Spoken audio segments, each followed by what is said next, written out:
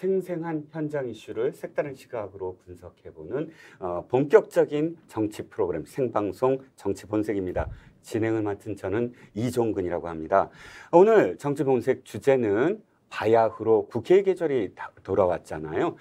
지금 예산 결산 국회도 열려야 되고 또 국정감사도 열려야 됩니다. 그에 앞서서 대정부 질문이 한창인데요. 자, 대정부 질문 여야 정쟁 폭발이라는 주제로 오늘 정치 본색을 시작해 보겠습니다. 오늘도 제 옆에는 신박한 주제를 간지나게 풀어주실 두 분 변호사 모셨습니다. 시청자 여러분들이 보시기에 오른쪽에는 설주환 변호사, 네, 안녕하십니까. 왼쪽에는 신인규 변호사 참석해 주셨습니다. 안녕하십니까. 네, 감사합니다. 자, 이제 굉장히 날씨가 또 싸늘해졌어요. 태풍이 다행스럽게 이번 태풍은 그냥 지나쳐 가는 듯합니다. 네. 감기 조심하시고요. 본격적으로 토크 이슈부터 들어가 보겠습니다. 영빈관 논란이 한창이죠. 한덕수 총리 영빈관 논란 신문 보고 알았다라는 주제로 시작을 해보겠습니다. 이 영빈관 주제는 최근에 촉발돼서 아주 급속하게 상황이 바뀌고 있습니다. 첫 번째 이게 시작된 것은 잠깐 좀 소개를 드리면 더불어민주당의 의원이죠. 네. 한 분이 이제 국회 아까 지금 예산 어차피 예산심의 국회니까 예산과 관련해서 이제 자료를 요청했는데 들여다봤더니 이곳저곳에 새로운 영빈관을 신축하는 그런 건립 비용이 약 한 878억이 발견되었더라라고 언론에 이제 보도되면서 이 모든 것이 시작이 됐습니다. 그러자 어쨌든 대통령실은 영빈관의 어떤 필요성을 역설을 했고 이것이 좀 굉장히 여론이 악화되자 다음 날 전격적으로 윤석열 대통령이 철회를 지시했습니다. 그리고 이제 대정부 질문이 시작돼서 야당 의원들이 집중적으로 공격하는 와중에 한덕수 총리의 어떤 답변이 나왔는데요. 자, 우선 설주환 변호사부터 말씀을 해주시죠. 네. 영빈관 신축 대통령과 논의할 시간이 없었다는 총리 답변 어떻게 보셨습니까? 정말 총리 뭐 하시는지 모르겠어요. 진짜 국정의 책임 총리라고 제일 처음에 윤석열 대통령이 소개를 해서 지금 국정을 담당하고 계시는데 이제까지 총리가 있었는지 없었는지도 잘 모르겠었고 상당히 언론 노출도라든지 어떠한 정책의 발표라든지 이런 부분이 잘 나타나지는 않으셨던 것 같아요. 기본적으로. 그래서 과연 책임 총리가 맞나라는 생각이 좀 들고 정확하게 무슨 일을 하고 계시는지도 모르겠고 그리고 이런 영빈관 같이 어찌 보면 국민의 공감대가 형성이 먼저 된 다음에 발표가 돼야 되는 부분들도 있다고 보거든요. 저는 이런 대통령실도 마찬가지고 국무총리실에서 몰랐을 수도 있죠. 그렇지만은 이걸 가지고 내부적으로 전혀 국무총리가 몰랐다라고 하는 것 자체가 좀 문제가 있다고 보고요. 네. 일단 아까 말씀하신 내용 중에서 이제 국회의원 민주당 국회의원이 익산의 한병도 의원실인데 이것도 참 일단은 논란거리가 있다고 봐요. 어떻게 기재부에서 제출된 예산에 그냥 쪽지가 끼워 넣듯이 이것을 해가지고 영빈관 신축 예산을 책정을 했는지 저는 그 부분도 문제라고 보고요. 이게 영빈관 그리고 대통령 언론에 따르면 수석들도 몰랐다. 그럼 이거 도대체 누가 알고 누가 지시를 한 것인지 이런 의문이 남을 수밖에 없어요. 조중동 사설에서도 이 부분 정확하게 짚어라. 누가 지시한 거냐. 이렇게 일처리를 왜 이렇게 하느냐. 이건 국가 시스템에 대한 문제라고 봅니다. 예산도 예산이지만은 대통령님은 아셨겠죠. 설마 이걸 영빈관 신축에 대한 지시를 전혀 모르는 상태에서 본인도 모르는 상태에서 이게 됐었다. 이렇게는 아닐 거라고 저는 생각을 하고요. 일단은 제일 중요한 부분은 이 영빈관이 문제가 아니라 이렇게 대통령실에서 어떠한 정책에 대해서 공론화된 것도 없이 그냥 논의 과정도 없이 그냥 뚝 던져놓고 그럼 나중에 여론이 안 좋아지니까 그때 가서 이거 여론이 다시 안 좋아지는 것 같아. 이거 기시감이 들지 않습니까? 우리가 5세 연령 취향 연령 제한 하향에서 말씀 안 하시나 네, 그 기다렸습니다. 그 부분도 똑같아요. 그냥 툭 던져놓고 여론이 안 좋아, 이거 안 되겠다, 이거 다시 철회 이런 식이었어요. 저는 이게 단문 영빈관의 문제가 아니라 앞으로도 대통령실에서 어떠한 정책과 그 발표와 그 이후에 반향에 따른 또 철회 그러면 정말 그 대통령실에 정책 기조라든지 일관성이라든지 어떤 그 정부의 정책에 대해서도 상당히 의문이 갈 수밖에 없고 권위도 사라진다고 보거든요. 네. 그런 네. 면에서는 네. 이번 영빈관 문제는 상당히 그 내부적인 시스템 문제가 있지 않느냐라는 네. 생각이 봅니다. 자, 종합해 보면 어쨌든 설주한 변호사께서는 이것이 대통령실도 또는 국무총리실도 모르는 그런 그 예산이 어떻게 지금 기재부 예산에 잡힐 수가 있느냐라는 점, 그리고 국가 시스템의 문제다. 이것을 공론화 시키지도 않고 이 하루 만에 어떤 철회될 그런 그 안을 어떻게 그 시스템이 제대로 되지 않는 관계로 이렇게 계속 노출이 되는 게 아니냐라는 지적을 해주셨습니다. 자, 여기에 대해서 신윤기 변호사 어떤 생각을 갖고 계시죠? 저는 우선 국민들께서 이 문제에 대해서 많이 좀 실망하신 부분이 저는 이제 비용 문제가 있는 것 같아요. 아무래도 혈세를 이렇게 함부로 써도 되느냐 이런 문제가 좀 있는 것 같고요. 당시 인수위에서 용산으로 이전하는 비용을 아마 400억대를 아마 주장했던 것 같습니다. 예, 그런데 그 인수위에서 만약에 이런 액수 산정을 못했다라고 한다면은 인수위가 그럼 너무 무능했던 거 아니냐. 그리고 만약에 당시에 이런 천문학적인 액수가 들어가는 걸 알면서도 축소해서 보고했다라면은 그럼 국민들한테 좀 솔직하지 못한 거 아니냐. 이제 이런 문제가 따라 붙는 게 하나가 있고. 또 하나 이제 소통의 문제인데 이게 지금 대통령실 내부에서도 수석들이 몰랐다. 그러면은 대통령께서는 아신 거냐 모르시는 거냐 또 이게 문제가 될 수 있고 뭐 아셨다고 하더라도 왜 그런 정상적인 개선을 밟지 않느냐라는 문제가 또 따라 나오거든요. 그래서 저는 이건 예산에 관한 문제이기 때문에 조금 더 본질적으로 들어가 보면은 예산이라는 것은 정부가 관리하거든요. 기재부가 있습니다. 근데 분명한 것은 기재부는 내각이고요. 대통령실은 대통령을 보좌하는 기관입니다. 쉽게 말해서. 그렇다고 한다면은 사실 주도권은 내각에서 이런 것들이 논의가 되고 국무회의에도 안건이 올라오고 아마 국무위원들의 의견을 다 수렴해서 총리님도 아시고 그렇게 해서 의사결정이 됐으면 전혀 문제가 좀 없었고 그 과정에서 아마 국민들의 의견이 반영이 됐을 것이다. 전 이렇게 봅니다. 그래서 우리 헌법에도 보면은 부서권이라는 게 있어요. 부서권이 뭐냐면은 장관이나 국무총리가 사인을 하는 겁니다. 그러면서 책임을 지는 행정을 하거든요. 그런데 지금 이 사안에서는 이렇게 영빈관 신축이라는 굉장히 중요한 문제에 있어서 이런 의사수렴 내지는 내각과 대통령실의 이런 기능의 혼선 이제 이런 것들이 있으면서 이게 지금 문제가 된 것인데 저는 핵심적으로는 결국 정부가 이러면 신뢰를 잃어가기 때문에 이게 영빈관 문제 하나로만 끝나는 것이 아니라 아까 뭐 만 5세 얘기 왜 안 하시나 제가 했었는데 그 부분뿐만 아니라 뭐 고용노동부 관련해서도 한번 문제가 있었고 이게 지금 3번째거든요. 그래서 이런 식으로 자꾸 반복이 누적되면은 상당히 이건 또 정권 운영에 좀 부담이 될 수 있다. 그래서 빨리 지금이라도 이번에는 누가 이거 영빈관을 기획했고 뭐 총무비서관이 했는지 뭐 어떻게 전화로 해서 기재부 장관한테 뭐 명령을 내린 건지 이거 한번 좀 따져봐가지고 이건 좀 관련자들에게 좀 조사를 할 필요가 있다. 저는 이렇게 봅니다. 자, 이제 소통 문제에 대해서는 두 분이 다 지적을 해주셨습니다. 네. 그러니까 소통은 조금 이따가 또 지적을 하기로 하고 안에 세부적으로 조금씩 좀 따져볼까요? 영빈관 자체를 한번 들여다보죠. 영빈관과 관련해서 또 천문학적 그 예산이라고도 표현을 해주셨는데 물론 처음에 이전 비용까지 포함한다면 근데 지금 일부에서는요 그 지자체 있지 않습니까? 57개 지자체의 청사 건립 기금이 지금 있는데 그것과 좀 비교를 하더라고요. 이를테면 서울시는 1조 1,828억 8,800만 원의 청사 건립 비용이 적립돼 있고요.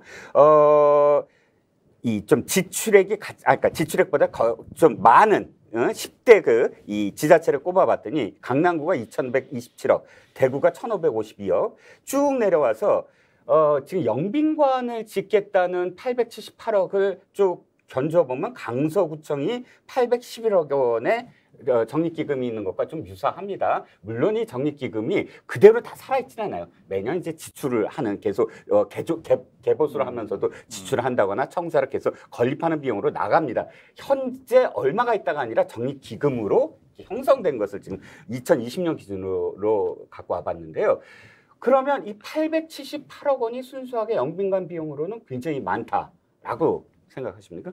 저는 사실 그런 문제가 아니고요. 이게 국격이라는 것 때문에 지금 영빈관 신축이 필요하다는 거 아닙니까? 그러니까 소위 말해서 인도네시아 정상이랑 뭐래 하다가 이제 경호도 어렵고 뭐 여러 가지 나라의 국격이 안 산다. 이래서 지금 영빈관을 짓겠다 이런 건데 아니 저는 뭐 그런 취지 자체에 대해서 저는 좀 생각을 달리하는 것이 만약에요. 그런 건물의 크기 그런 걸로서 국격이 나온다라고 했으면은 사실 청와대에서 이전할 필요가 없죠. 그냥 청와대 건물 굉장히 잘 지어놓지 않았습니까? 그냥 그걸 썼었어야죠. 국격을 말한다면은. 근데 제가 생각하는 건 뭐냐면은 이게 뭐 건물 액수 가지고 비교할 게 아니라 국가의 격이라는 것은 건물에서 나오는 게 아니라 저는 어떤 이런 브랜드, 국가 브랜드로 저는 나온다고 봐요. 그래서 건물이 그렇게 중요한 건 아니다. 그래서 이 영빈관 문제도 저 뭐 879억 다른 데랑 비교해서는 아이 뭐 대통령이니까 뭐 2천억, 3천억 쓸 수 있지. 이건 아니라는 겁니다. 왜냐하면 국가 예산을 정말 아껴 쓰고 하나하나를 정말 국민의 혈세 아닙니까? 이걸 그런 식으로 집행할 수는 없는 것이고 예를 들면 뭐 신라 호텔이라든지 여러 주변에 서울에 많은 호텔들이 있어요. 이런 걸 통해서 임차 형태로라도 내빈들 외빈들 대접할 수 있다 그러면은 오히려 그 방향을 선택하는 것이 맞죠. 근데 이런 거에 대해서는 이견이 있을 수 있기 때문에 아까 말씀하신 대로 좀 더 이런 절차적인 문제를 통해서 수렴이 됐었어야 되는데 그거 전혀 없이 그냥 뭐 액수 비교해서 짓겠다? 이거는 좀 아니라는 생각이 듭니다. 네. 죄송합니다만 제가 한 가지만 더 질문해 드려도 되겠네요. 청와대의 그 유명한 의전 비서관이었던 탁현민 비서관이 2019년 2월 10일에 SNS에 이런 글을 올려요. 청와대 영빈관은 세계 국빈 행사장 중에 최악이다. 국격은 국민의 격이다. 공간이 가장 중요하다. 그리고 정치적 견해도 다를 수 있지만 청와대 직원은 삼각 김밥만 먹어도 좋으니 웬만하면 멋지고 의미 있는 공간이 만들어져야 한다. 연출가로서 말하는데 행사의 성패 절반은 공간이 좌우한다 하면서 이것만이 아닙니다. SNS에 청와대 영빈관 최악이다. 지어야 된다. 라는 주장을 해왔습니다. 글쎄요. 저는 탁현민 비서관의 생각에 전혀 동의할 수 없고요. 만약에 그 공간이 절대적이었다라고 한다면은 대한민국 그렇게 영빈관이 안 좋은데 왜 대한민국 국격은 계속 발전해 왔습니까? 그러니까 전혀 이거는 논리 연관성이 없는 주장을 하는 거고 뭐 영빈관 크게 짓고 싶으신가 봐요. 그러면 이런 분들은 사실 여기에 대해서 비판을 하시면 좀 안 될 것 같긴 한데 저는 개인적으로 국가의 격이라는 것은 내용 그리고 실체, 국가의 브랜드 이런 데서 나오기 때문에 그렇게 건물에 집착을 할 필요는 없다. 저는 개인적으로 그렇게 생각합니다. 네. 자, 두 가지 질문 다. 네. 아까 예산 문제와 그다음에 이 공간이냐 아니면 실질적인 내용이냐 여기에 대해서. 그러니까 영빈관 자체가 지금의 현재 영빈관이 뭐 누추하다라고 얘기를 하고 있는데 모르겠어요. 1년에 몇 번이나 쓰는지 그렇게 많이 쓰는 것 같지도 않고 횟수에 비해서 그만큼의 뭐 필요하다면 당연히 짓는 것도 맞을 수도 있죠. 그렇지만은 문제가 되는 것은 왜 짓느냐 그리고 왜 필요한가 국민의 공감대가 형성이 돼야 한다는 거예요.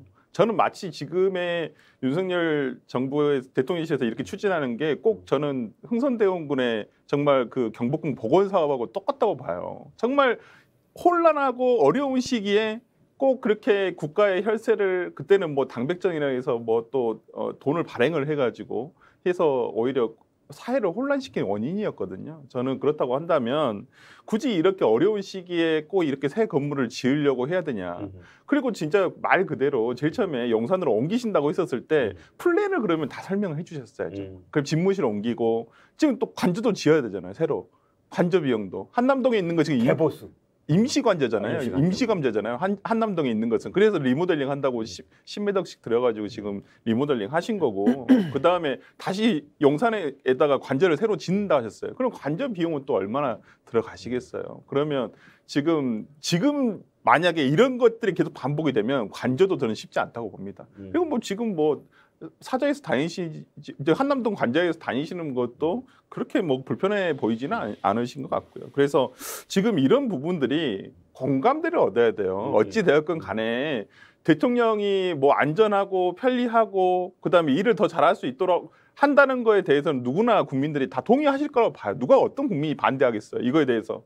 당연히 뭐 우리나라의 대통령이 좋은 데 살고 좋은 데 계시면서 일 열심히 하고 잘할 수 있도록 응원하는 것이 모든 국민의 생각인데 지금 그러지 못한다는 거. 그리고 이게 왜 누군가 이 영빈관에 대해서 그럼 누가 시켰냐? 이런 부분에 대해서 아니 다 떠오르시잖아요. 공통된 그분을 항상 우리는 뭐 일단 확인되지 않은 사실과 그러니까 관련해서 여사님이 과거에 인터뷰했던 내용을 떠올릴 수밖에 없다는 거예요. 그러니까 사람들이 의혹을 가질 수밖에 없는 것이고 그럼 누가 시켰냐 이거에 대해서 계속 질문을 하는 거예요. 근데 제가 봤을 때 영부인 쪽으로 자꾸 연결시키면 또 논쟁이 정쟁화될 우려가 있다 그러니까 보니 저는 저도 김건희 여사가 시켰다고 생각하지는 않아요. 그러지 좋다고 믿어요. 정말. 않길 바라시는 거예요. 예, 정말.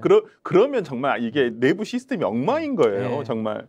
그렇기 때문에 저도 그렇게 과한 예를 들어서 민주당 쪽에서 뭐 어떤 분들은 진짜 그 부분을 막 의혹을 증폭시키는데 저는 확인되지 않은 것은 뭐 아시겠지만 저 잘 네네. 얘기하지도 않는 편이지만은 김건희 여사가 안 했다고 믿고 싶어요. 진짜로. 네. 그리고 그 아까 그 탁현민 비서관에 대해서 오늘 아침 인터뷰 라디오 인터뷰를 3개를 다 돌았더라고요. MBC, 뭐 CBS, 뭐 어디 다 돌았더라고요. 보니까. 그러니까 본인의 SNS 글이 참 그 신축의 근거가 된 거에 대해서는 개인적으로 영광이다. 약간은 조소를 하고 제가 봤을 때는 개보수를 그러니까 조금 낡았지 않습니까? 그게 89년도에 노태우 대통령 때 아마 지어진 것으로 알고 있는데 그렇기 때문에 안에 조금 낡았을 수는 있죠. 그리고 개보수를 하면 되는 부분이고 이것을 굳이 이 많은 돈을 들여서 신축을 할 필요가 있나? 그리고 영빈관까지 용산에서 영빈관까지 솔직히 통제하면 시간상 얼마 걸리지도 않아요. 차량으로. 아니 그러니까 솔직히. 저는 네. 탁현민 비서관 같은 경우는 요 사안에서는 조금 말을 아끼셔야 될 것 같아요. 본인이 국격을 건물로 비유하신 아니, 입장에서 네. 이제 뭐 잘 짓겠다고 하는데 그걸 반대할 명분은 저는 많이 약하다고 보고 네. 제가 지적하고 싶은 부분은 뭐냐면은 보통 이 회사에서도 사옥 같은 거 짓잖아요. 뭐 몇천억 정도 짓습니다. 네. 근데 그런 거 할 때도 뭐 헬스장도 들어가고 모두 들어가고 사전에 다 기획을 하고 어느 정도 예산 축에 다 나오거든요. 근데 저는 그 부분을 지적하고 싶은 거예요. 왜 관저 비용, 또 뭐 헬기장 비용, 또 어떤 비용 이런 식으로 이전 비용을 497억 그 정도 얘기했다가 갑자기 이게 막 4배, 5배 이렇게 늘어나 버리면은 이 배보다 배꼽이 더 커지니까 이런 부분을 비판하는 것은 전 타당하다. 저는 그렇게 봅니다.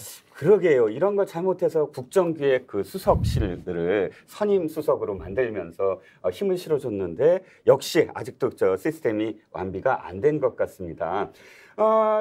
사실 그 뭐 아까 저 말씀하셨던 여사의 부분도 여사가 직접적으로 이렇게 이야기한 게 아니라 서울의 소리 기자가 자기가 얘기를 다 했더만요. 누구로부터 이런 얘기 있는데 영빈관을 옮길 거지라고 답을 유도한 어떤 성격이 강해서 응 하고 대답을 한 것을 갖고 김건희 여사가 주도했다라고 좀 너무 확산시킨 게 아닌가. 또 다른 예를 들어서 증거가 나온다면 네. 그게 이제 좀 더 본격화해서 스픽스 정치 본색에도 한번 이슈화할 텐데 그 문제를 계속 지적하는 건 좀 신변 말씀처럼 좀 다른 방향으로 저도 가는 것 같습니다. 그러지 않길 바래요. 예, 다시 이제 본론으로 돌아와서 그렇다면 이 논리는 어떻습니까? 그러니까 이게 내가 쓰는 것이 아니라 즉 뭐 건립하는데 한 2년 정도 들고 물론 이게 뭐 2년보다 좀 더 들겠죠. 제가 보기에는 뭐 완공하고 뭐 하는데 그러면 여기서 한 집권 중후반기로 넘어가면 어차피 이게 그 다음 정권에서도 계속 써야만 하는 것이고 그 다음에 좀 비교를 하면 우리나라가 좀 유일하게 영빈관이 외국 정상이 이렇게 그 숙소처럼 사용할 수 없게 돼 있더라고요. 청와대 영빈관이. 근데 미국 같은 경우 블레어 하우스 같은 경우는 119개의 거실과 서재가 있고 또 뭐 일본 같은 경우는 아예 국보로 지정된 그런 이궁에서 그 영빈관을 하는데 물론 크다, 화려하다 이게 아니라 최소한 그런 그 국가의 정상이 왔을 때 숙소로도 사용할 수도 있고 접견실로도 사용할 수 있는 그런 공간이 필요하다. 이거는 내가 뭐 많이 오랫동안 나만 쓰는 것이 아니다. 이 논리에 대해서는 어떻게 생각하십니까? 그러니까 이제 뭐 필요하면 다 지을 수 있죠. 대한민국 뭐 돈도 있는데 못 지을 건 아니고요. 근데 지금 그런 필요성이나 이런 거에 대해서 내가 쓰지 않을 거니까 다음 사람이 쓸 거니까는 나도 쓰는데 그러니까 나는 저는 조금만 쓰고. 그러니까 그 논리가 조금만 쓰고. 결국은 나랑은 이해관계가 좀 별로 없다 이런 얘기잖아요. 근데 그 얘기인즉슨 다음 대통령이든 다다음 대통령이든 국민들이 또 뽑는 거잖아요. 그러니까 결국 국민들의 의사가 다 반영이 돼서 다음 사람이 오는 건데 왜 이거를 지금 추진하면서는 국민들의 의견을 반영을 안 하냐는 거예요. 그러니까 너무 그건 좀 형식 논리적인 거예요. 그리고 그게 잘 수긍이 안 돼요. 그러니까 당연히 저는 영빈관보다 더 좋은 것도 지을 수 있죠. 더 큰 것도 필요하면 왜 못 짓습니까? 저기 나로 기지도 짓잖아요. 막 돈 많이 들어도. 그러니까 다 할 수 있는 건데 아까 우리 서 변호사님 말씀하신 것처럼 저는 이런 국정 내부에서 이런 난맥상 내지는 더 나아가서 국민들과 좀 소통하면 안 됩니까? 그 소통하자고 해서 용산으로 옮겼고 더 많은 국민들의 목소리를 듣고 진행하겠다고 했는데 국민들 입장에서는 용산 이전까지는 양해를 좀 했잖아요. 근데 그 이후에도 뭐 영빈관 필요하다, 뭐 필요하다 이걸 다 그냥 마음대로 불도저식으로 해버리면은 이 국민들한테 리더십이 쓰겠습니까? 전 그런 부분을 염려하는 것이기 때문에 만약에 그런 의도라고 한다면은 본인이 안 써도 되잖아요. 다음 대통령을 위한 거면은 5년 동안 한번 이거 좀 논의하면서 본인 퇴임 때까지 윤석열 대통령 퇴임 때까지 뭐 정말 텁하기만 하는 마음으로라도 저는 할 수 있다. 저는 그렇게 봅니다. 서두를 필요가 없다 이렇게 봐요. 이게 그러니까 제가 갑자기 떠오르는 게 과거에 우리가 그 대통령 전용기 논란이 있었어요. 네네. 전용기 맞습니다. 예산을 꼭 세우면 이게 너가 쓸지 않을 건데 다음 대통령 위해서 쓰려고 하는 건데 그럼 예산 짜놓으면 다 야당에서는 예를 들어서 뭐 민주당 정부였던 저쪽 예를 들어서 국민의힘 정부였던 상대 야당에서 다 깎아버려요. 국회 가면 그게. 근데 이게 내가 쓸 것도 아니다. 그래서 결국에 이게 논란이 노무현 정부 때부터 있어서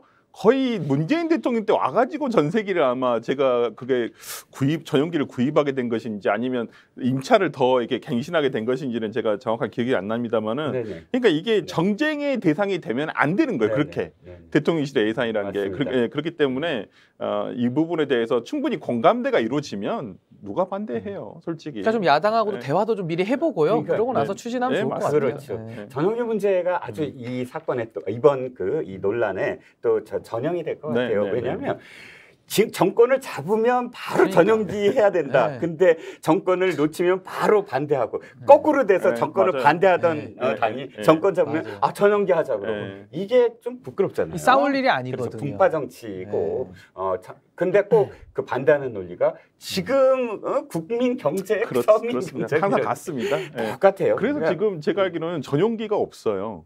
맞아요. 네. 예, 아직도 다 전용기가 전세기를 있어요. 우리가 지금 임차해서 쓰고 있지 전용기를 하자 했는데 뭐 결국에는 그게 통과가 안 되더라고요. 그렇습니다. 네. 사회자법까지 포함해서 두 분 패널 이 세 사람이 모두 다 지금 고개를 끄덕이는 결론, 흐뭇한 결론으로 지금 네. 치닫고 있습니다. 자, 전용기와 똑같이 이 지금 영빈관 논란도 국민한테도 공개를 하고 야당한테도 손을 내밀어서 이 문제는 정말 어떠한 정권도 고개를 끄덕이게 만들 수 있는 그런 결론으로 나가야만 하는 문제다라는 점에서는 두 분 패널께서 또 입을 맞춰 주셨습니다. 자, 다음 주제로 넘어가 보겠습니다.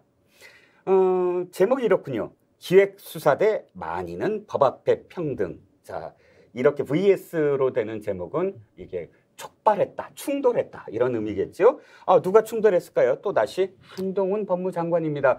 대정부 질문 역시 기자들은 한동훈 장관이 불려 나오면 바로 뭐 셔터가 막 팡팡팡팡팡 터지고 네. 이번에는 또 어떤 그런 그 승부가 펼쳐질까 마치 무슨 검투사들 보는 것처럼 그렇게 바뀌어 버렸어요.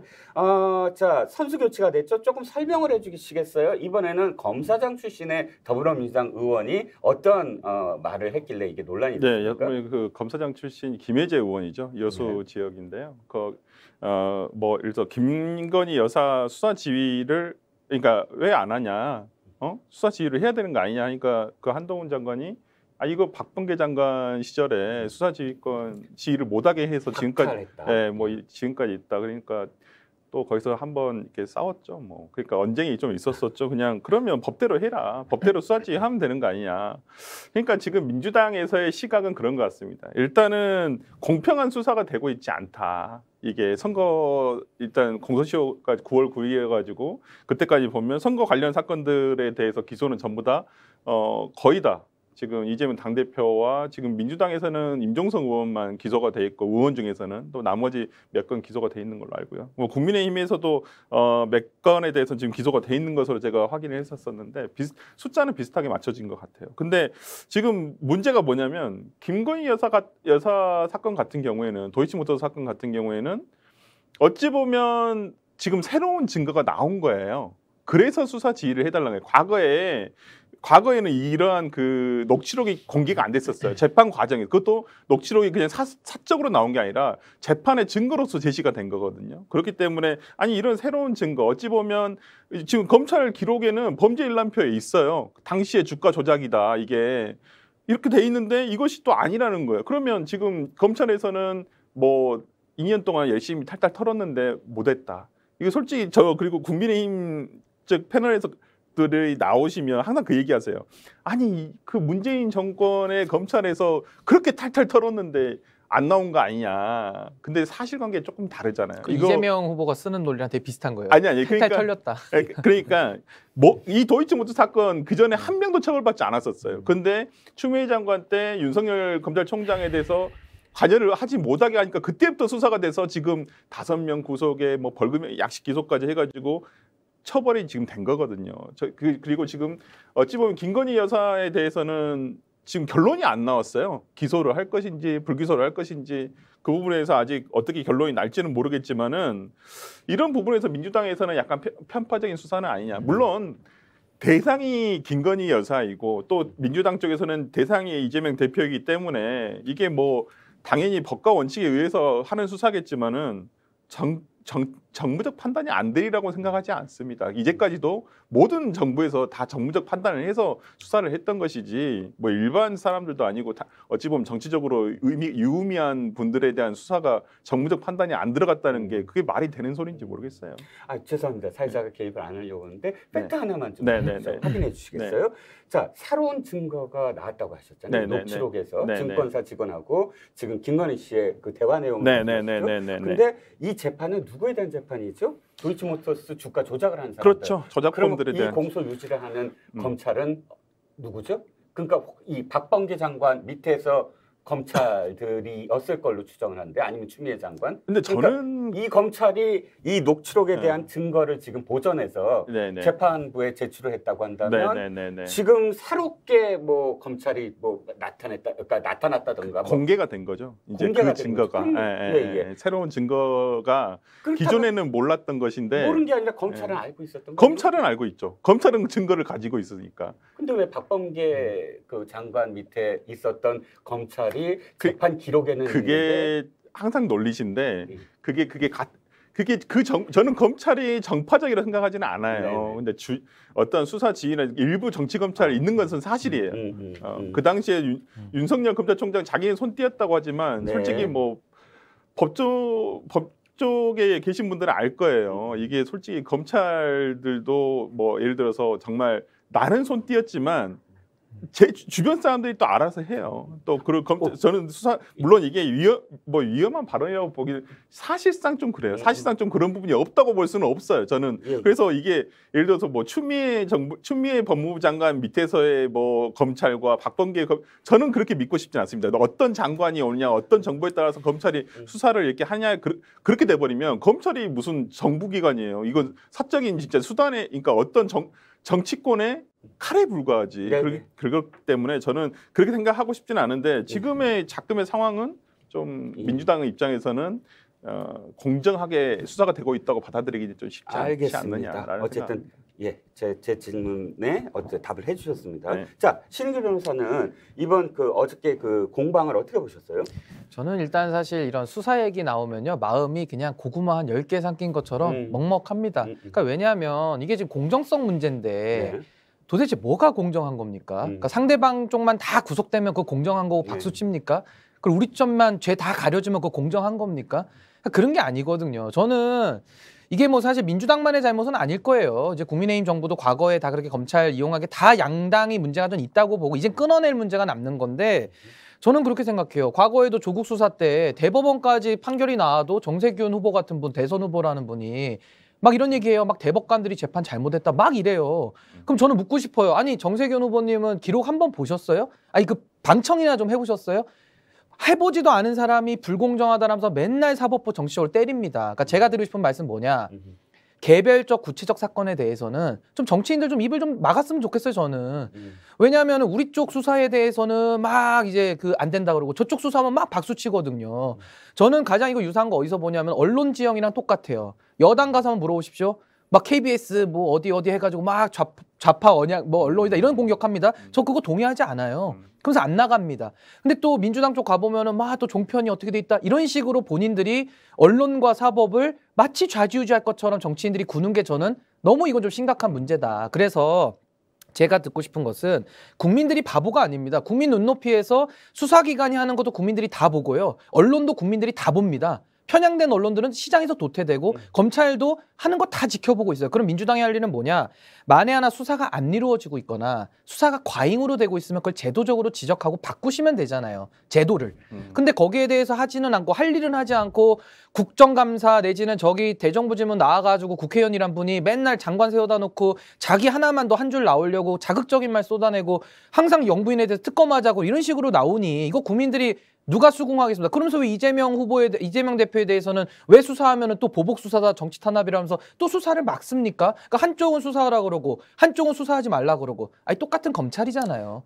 그래서 저는 오늘 이후로라도 정말로 특검도 자꾸 이게 남용식으로 자꾸 특검하자 이렇게 하는 게 아니라 저는 김건희 여사에 대해서 지금 문제 제기하시는 건데 전 딱 하나 지적받을 게 있다고 봐요. 왜 서면 조사하느냐? 그거 얘기하십시오. 네, 그거 얘기하고 정말 그것도 대면 조사가 필요하고 신규 증거가 나왔으면은 수사기관에 맡기시고 그거 존중해야 되지 않겠습니까? 그런 면에서 저는 뭐 이재명 당대표 같은 경우는 수사를 막지는 않습니다. 민주당 어저께도 본인이 말씀을 했어요. 뭐 내 문제는 내가 알아서 할 테니까 그 당에서는 민생에 전념해주기 바란다. 저는 이재명 당대표에 대한 수사가 뭐 본인도 그렇게 생각하시겠지만은 뭐 단기간에 뭐 이게 마무리되거나 그러지는 않을 것 같아요. 뭐 재판까지 포함된다면 앞으로 2, 3년 동안 계속 지속이 될 거라고 보고요.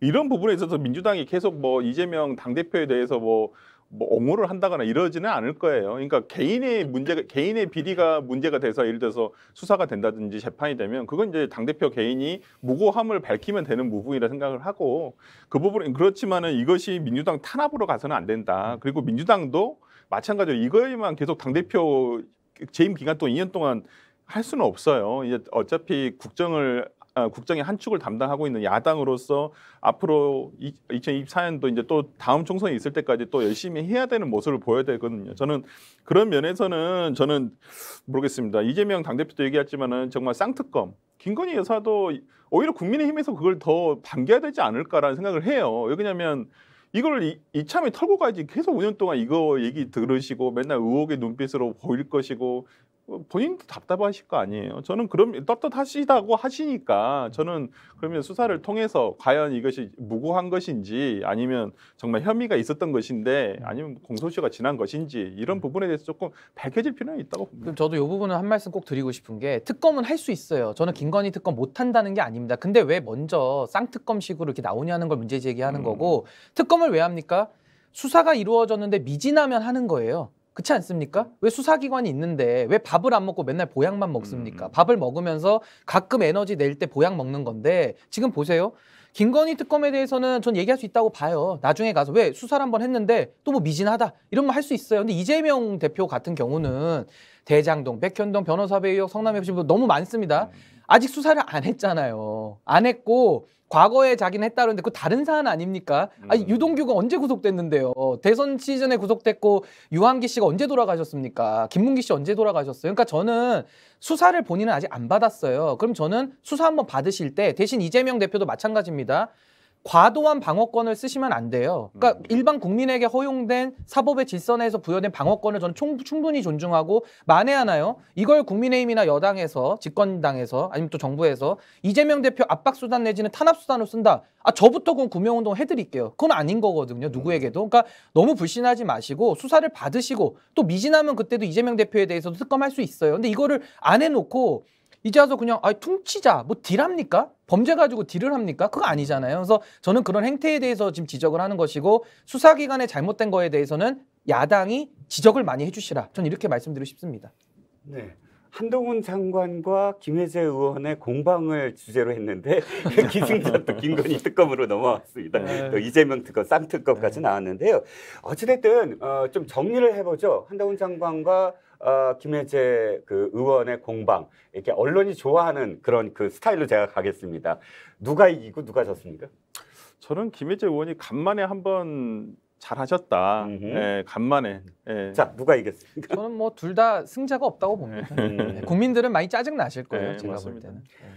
자, 저도 사실 이렇게 생각을 합니다. 이제 더 이상 전체 그 국무위원들 불러내놓고 그 이제 토론하거나 질의하는 게 이제 더 많아질 겁니다. 대정부 질문만이 아니고 각종 상임위, 국정감사도 있을 테고 또 예산 심의도 있을 텐데 그때마다 모든 스포트라이트가 이제 한동훈 장관한테 집중이 돼갖고 뭐 특검 얘기부터 뭐 재판 얘기부터 이재명, 김건희 이런 이름들이 또 다시 되풀이되면 예산도 엉망이 되고 맞아요. 정말 그 국가를 감시해야 될 국정감사가 다 그쪽에 스포트라이트가 돼서 제대로 이루어지지 않을까 해서 일단 민주당도 그 점에 대해서는 조금 더 신경을 써야 되지 않을까 싶고 민주당 의원들이 좀 준비를 많이 하셔야 되는 것 같아요. 좀 준비가 많이 부족한 부분도 많이 네. 있었고요. 예, 특히 이제 법사위 관련해 가지고 너무 한동훈 오히려 저희 당 일각에서는 한동훈 장관의 저런 태도를 상당히 반겨하고 있어요.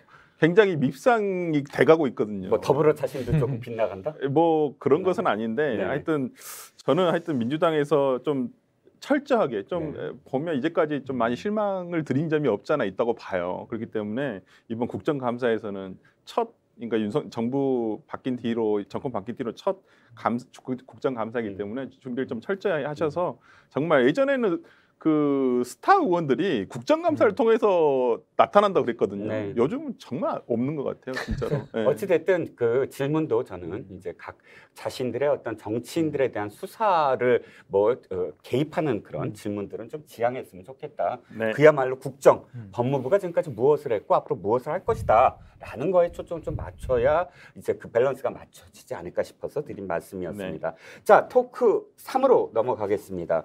저 PD님이 굉장히 좋아하실 것 같아요. 시간 이렇게 뭐 15분마다 이렇게 그 넘어가는 그런 사회자가 있나요? 물 흐르듯이 가고 있습니다. 자화자찬이었습니다. 많대는데요, 지금 PD님이. 창피했습니다. 자, 토크 3. 민생 뻔히 사라질 국회 혼란. 자, 일단 국민의힘 얘기 좀 해보죠. 원내대표 도로 주호영 이 얘기가 나왔습니다. 언론에서는 주호영 62표인가요? 61표보다 61표. 그 이용호 의원의 47표를 훨씬 더 지금 눈여겨보는 상황인데요. 이용호 의원의 47표가 갖는 의미를 주호영 원내대표가 과연 의원들을 잘 수습을 해서 일사불란하게 지금 예산 국회나 혹은 국정감사를 대응할 수 있을까에 대한 그 의구심으로 지금 넘어오고 있거든요. 어떻게 생각하십니까? 일단 저는 우선 이 부분부터 제가 지적을 해야 될 것 같아요. 저는 이제 정당 민주주의를 외치는 사람으로서 이번에도 원내대표 선거하는데 뭐 윤심이 어디에 있냐. 그래서 심지어 권성동 원내대표 뭐 전화 돌렸다 그래요. 어디에 있다라고 본인이 예상하고. 근데 참 이게 저는 서글픈 게 아니 한 집권 여당에 원내 사령탑을 뽑는데 왜 대통령의 의중이 거기에 들어갑니까? 아니 대통령이 여당을 지배합니까? 전 정말 이게 그냥 언론에 흘러나오는데 저는 기사를 볼 때마다 상당히 유감스럽고 참 부끄럽습니다. 그거를 전화를 돌린 사람과 전화를 받는 사람들도 아무 말도 못 하잖아요. 거기에 대해서. 그러니까 이게 참 저는 씁쓸하다는 말씀 먼저 드리고요.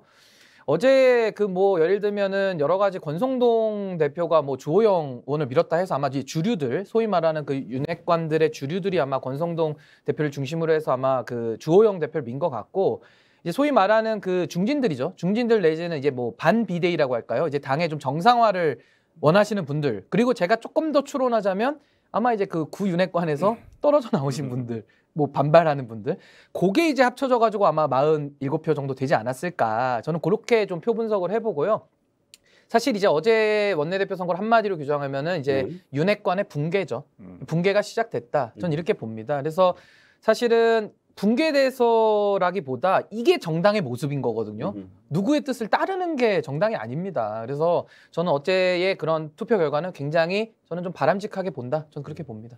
설주환 변호사께는 이제 민주당 얘기 좀 해볼게요. 네. 실제로 어저께 그 이재명 당대표가 했던 발언이 실천된다면 저는 굉장히 바람직하다고 봐요. 네. 사법 리스크, 자신의 개인적 사법 리스크를 네. 당이 책임져주고 민생이 실종되지는 광경이 그렇다면 그건 대단히 부적절한데 실제로 지금 어저께 이 법무장관 그 질문에서도 보듯이 온갖 대정부 질문이라든지 혹은 국정감사라든지 이런 것들이 이재명 지키기 이렇게 갈 우려도 있다. 아직 그것을 다 민생으로 다 전환한다고는 하나 이렇게 해서 이 국회에서 사실상 야당의 민생 실종 이렇게 귀결이 될 우려를 지금 표명하는 사람들이 많거든요. 오히려 지금 야당에서 지금 쌀가 안정법을 통과를 시키려고 하고 있어요. 지금. 근데 오히려 권성동 전 원내대표는 이걸 대통령에게 거부권 행사를 건의드리겠다고까지 했어요. 아니 쌀가 안정법이 무슨 정쟁의 대상이 되는 법도 아니잖아요. 그리고 이거 충분히 국민의힘하고 같이 하려는데 지금 국민의힘 협의할 수 있는 상황이 안 되지 않습니까 지금. 그리고 본인한테도 분명히 협의가 들어왔을 거라고 저는 생각을 해요. 원내대표였으니까. 근데 그거에 대해서 협조 이게 무슨 정쟁의 대상이 되는 게 아니라 쌀가 농민들을 위해서 이것을 어찌 보면 민생 안전법인데 이거에 대해서 그러면 같이 해서 협의해서 이거 합의해서 양 당이 하면 얼마나 좋습니까? 근데 그게 안 되니까 지금 일단 민주당에서는 통과를 시키자 이걸 또 거부권을 건의드리겠다. 나는 이게 국민의힘의 정말 권성동 원내대표가 제정신인가라는 생각이 좀 들었어요. 솔직히 말씀드리면. 아니 이것은 그럼 민주당이 하겠다고 했을 때도 야 그럼 국민의힘도 같이 하자. 이렇게 하는 게 더 맞지 않나요? 저는 오히려 그래서 민주당에서는 앞으로 더욱더 지금 민생 관련 법 등에 대해서 계속 추진을 할 거라고 보고요. 그 이재명 당대표 지키기에 올인하지는 않을 것입니다. 지금 민주당도 그 부분 가장 염려하고 있는 부분이고 그래서 어저께 민주당 그 이재명 당대표가 얘기한 부분이 자기 문제 자기가 알아서 처리하겠다. 이게 어찌 보면 지금 수사 이루어진 것들이 당대표일 때의 문제가 아니라 과거의 성남시장 재직 시절, 그다음 경기도지사 재직 시절에 있었던 문제이기 때문에 이건 뭐 본인이 책임지실 거라고 생각하고요. 그리고 본인이 무고함을 충분히 저는 소명할 거라고도 생각하고 재판까지도 충분히 이걸 이어갈 수 있으리라 생각하기 때문에 뭐 당에서 물론 뭐 최고위원들이 옆에서 이제 뭐 최고 회의 때 이 부분에 대해서 아까 뭐 신 변호사님이 얘기해 주신 대로 과도한 수사라든지 뭐 정부의 뭐 검찰에서의 어떤 그런 좀 정략적인 뭐 소환 뭐 이런 부분에 대해서 뭐 비판을 할 수 있죠. 당대표니까. 그렇지만 거기에 대해서 뭐 민주당이 뭐 이재명 당대표를 지키기 위해서 존재하는 것도 아니기 때문에 거기에 올인하지는 않을 것이고요. 아마 이번 정기국회에서 상당히 민생 관련 법안들이 지금도 2호 법안이 지금 준비가 돼 있는 걸로 알고 있거든요. 그래서 일단 저는 국민의힘에도 바라는 것이 뭐냐면 주호영 원내대표가 일단 선출되셨고 그나마 저는 다행이다 생각하는 부분이 뭐냐면 주호영 원내대표 과거에 또 원내대표를 하셨었어요. 그렇기 때문에 이 원내 돌아가는 상황이라든지 그리고 5선 의원이기 때문에 충분히 어떤 정치력을 발휘하실 수 있을 거라 생각하고 뭐 정말 권선동 원내대표 같은 경우는 저는 최악의 원내대표라 생각해요. 취임하자마자 여야가 합의한 거 그냥 들고 가서 다시 그냥 전화를 받은지 어쩌면 다시 돌아와서 그 합의 다 깨버리고 그러면 누가 어떻게 합의를 합니까? 야당과 여당이.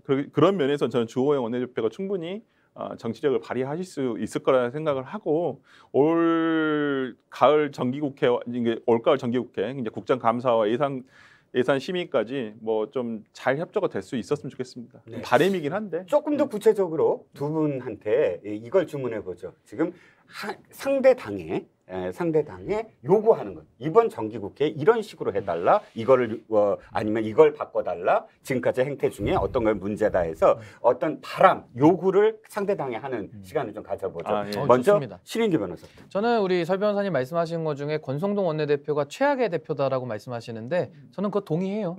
네, 그건 지금 이 당의 사단의 온대에는 네, 권성동 맞습니다. 대표가 무지 많이 기여를 했기 때문에 동의하고요. 저는 바라는 거라면은 그 조국소 있지 않습니까? 이 조국소 때문에 저는 민주당이 정권 내줬다고 보거든요. 그러니까 비판과 수호는 다릅니다. 그래서 저는 제명 수호 이거 갖다가는 이제 똑같은 꼴이 또 날 것이다 이렇게 보기 때문에 좀 국감 때 이런 거 안 하셨으면 정말 좋겠고 또 하나는 저는 여당 야당의 문제가 아니라 대한민국의 미래를 놓고 봤을 때는 지금 산적한 문제가 너무 많습니다. 그러니까 이 대한민국의 구조를 개혁하는 문제. 뭐 하나만 예를 들면 이 수도권 과밀을 어떻게 할 겁니까? 그러니까 지방은 소외되고 수도권은 더 여러 가지 과밀 때문에 몸살을 앓고 있거든요. 이런 문제 누군가 풀어야 되지 않겠습니까? 근데 이거는 제가 생각할 땐 이견이 별로 없어요. 대한민국을 좀 더 살기 좋은 나라 만들자는데 누가 반대합니까? 그래서 이런 큰 구조적인 문제도 좀 저는 논의를 좀 시작했으면 좋겠고 그리고 아까 말씀하신 뭐 쌀값 안정이든 여러 가지 그 민생 정책들도 저는 민주당이 더 적극적으로 치고 나가면요. 지금 지지율 많이 높잖아요. 더 높아지실 것 같아요. 제가 볼 때는. 그러면 저희 국민의힘도 더 긴장해가지고 더 정신 차리고 안 싸우지 않겠습니까? 네네. 아니 대표님을 너무 수사 리스크 있는 분을 뽑다 보니까 컨벤션 효과가 안 나와가지고 지지율이 안 올라가요. 그러니까 오히려 국민의힘 입장에서는 더 안심을 하지 않습니까? 그러니까 이런 기득권 연합, 구태 정치를 좀 끝내기 위해서라도 좀 민주당이 앞장서시면은 또 국회에서 의석도 많으시니까 그럼 국민의힘이 또 따라올 것이다. 저는 이렇게 봅니다. 네. 자, 설주한 변호사가 국민의힘에 바라는 것 이번 정기국회에서 정기국회에서 그러니까 저는 좀 그랬습니다. 항상 민주당이 뭐 하면 입법 독주라고 해요. 다수의 힘을 앞세운 입법 독주라고 하는데 물론 국민의힘의 힘이 지금까지 어찌 보면 당내 상황이 정리되지 않은 부분도 없지 않아 있다고 봅니다. 그런 면에서 어떤 야당과의 협치를 만들 수 있는 장이 조금 부족했다고 봐요.